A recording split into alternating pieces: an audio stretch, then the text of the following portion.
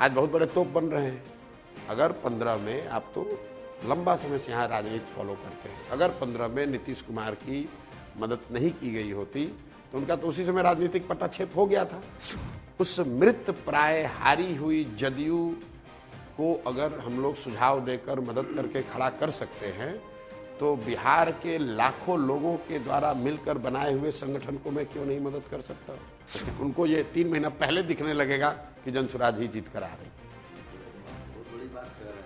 बड़ी बात तो आप, छोटी बात क्या होती है। हमने आप ये बताइए कि 2015 में जब आकर ये कहा गया कि नीतीश कुमार जीत जाएंगे तो उस समय भी लोगों को यही लगा था कि ये बहुत बड़ी बात है, भाजपा की आंधी है, कैसे जिता दीजिएगा।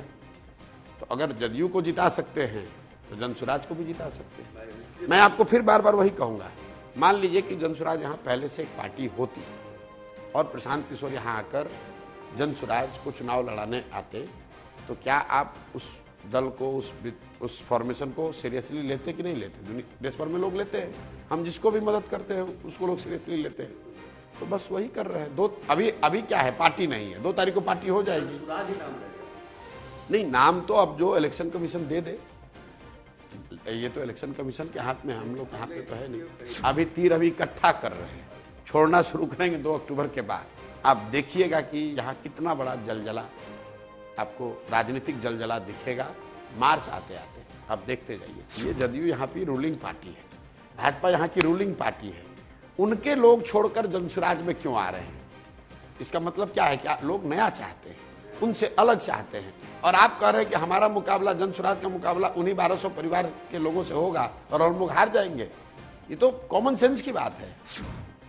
प्रशांत किशोर की भूमिका ये है कि भगवान ने मुझे जो शक्ति, बुद्धि, साधन, व्यवस्था दिया है, इसका उपयोग करके बिहार को सुधारने का, बिहार में एक बेहतर व्यवस्था बनाने का, बिहार को अगले 10 साल में देश के अग्रणी 10 राज्यों में शामिल कराने के लिए जो कुछ भी मुझसे बन पड़े वो मैं करूं, और वही कर रहा हूं। ये वो आदमी है जो खुद बीजेपी के गोद में बैठा हुआ है और दूसरे को सर्टिफिकेट बांट रहा है, लेकिन नेता के तौर पर उनको विशुद्ध राजनीतिक धूर्त आदमी है। प्रशांत किशोर को अपने कब्जे में रखना है, इसके लिए जाकर बयान दे दो कि ये तो बीजेपी का आदमी, हम बीजेपी के कहने पर हमने इसको उपाध्यक्ष बनाया था। क्यों?